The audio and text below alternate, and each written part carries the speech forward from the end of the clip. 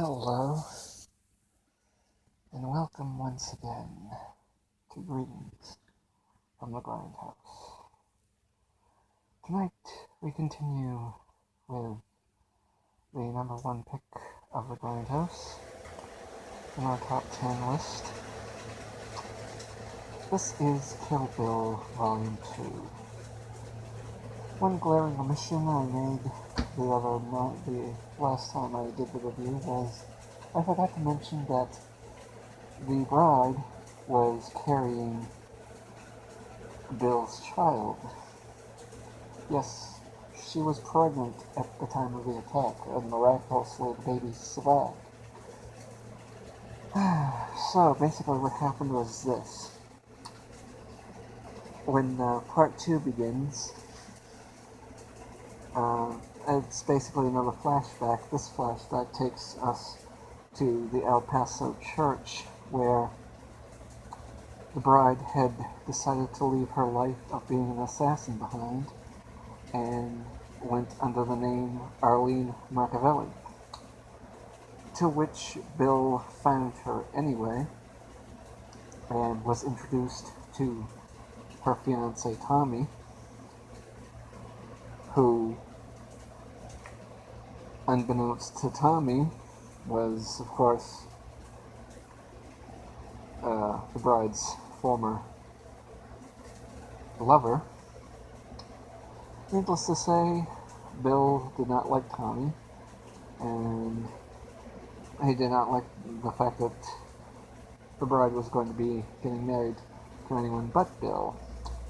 So basically, he wiped out the entire party during the wedding rehearsal with the help of the other members of the Deadly Viper assassination squad. Now, the other two, of course, Oren Ishii and Vernita Green, have already been taken care of. So now, the bride is gunning after both El Driver and Bill's brother Bud. And of course, Bill will be the last.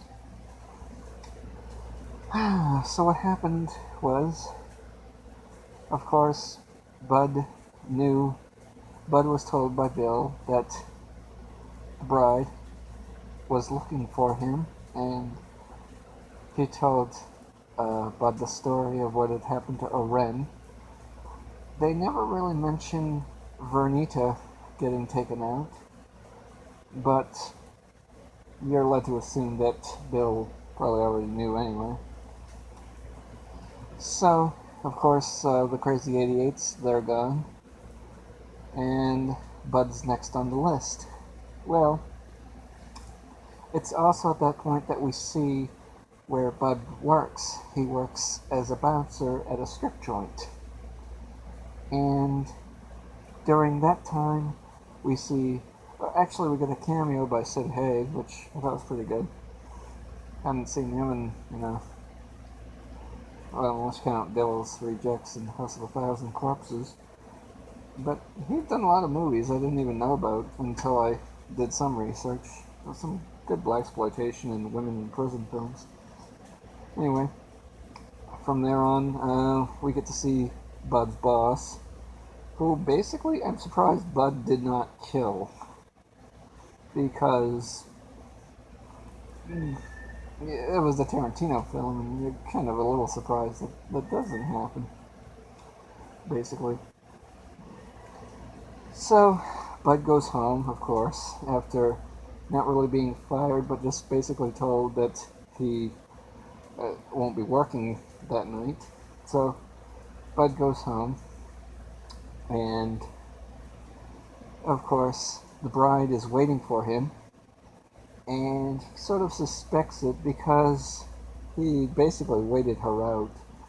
She rushed in at the wrong moment, and he shoots her with some buckshot and knocks the wind out of her. Doesn't kill her, but then injects her with something, knocks her out, and makes a call to El Driver. Of course, El Driver, the California Mountain Snake, is her code name. Bud's his sidewinder. He tells L Driver, I've got Hattori Hanzo's sword in my hand, her Hanzo sword, and I won $1,000,000 for it, of course, and L Driver, of course, is going to give him the $1,000,000 the next day. Well, by that point, though, Bud decides to bury the bride in what is known as a Texas funeral. So, him and a friend of his bury the bride alive, and it's at that point where we're also getting another flashback. This flashback pertains to the origin of how Bill tells the bride the story of Pai Mei.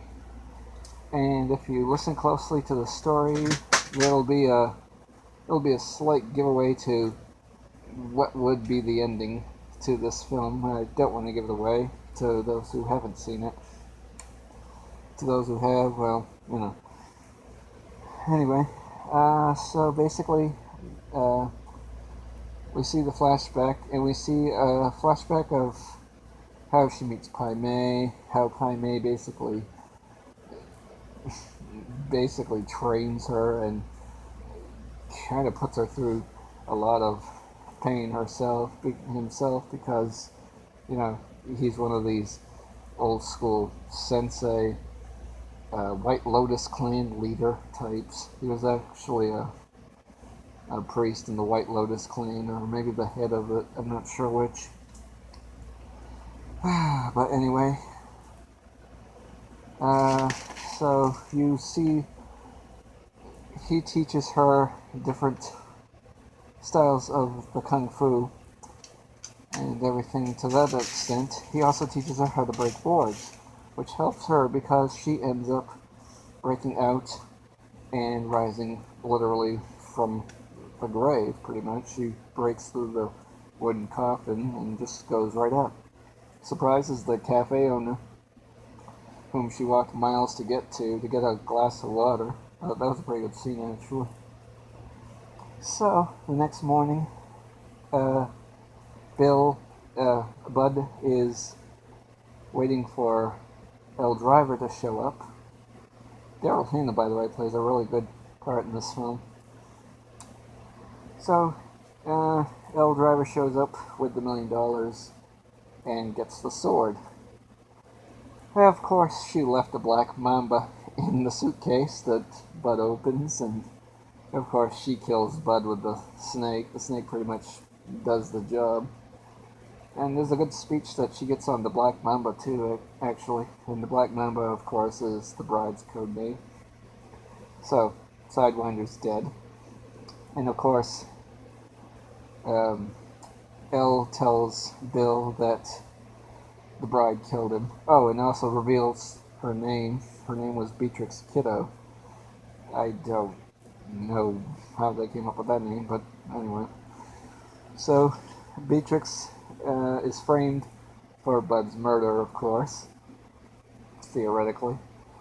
And so she's about to go basically collect back her $1,000,000 and keep the Hanzo sword. And then she meets up with the bride, and we get a great martial arts / sword fight / cat fight. And we also find out why she wears the eye patch. She basically said the wrong thing to Pai Mei. Oh, and then on top of that, she of course gets her other eye plucked out, and you see that scene with the bride stepping on the eyeball. That was pretty squishy. Little.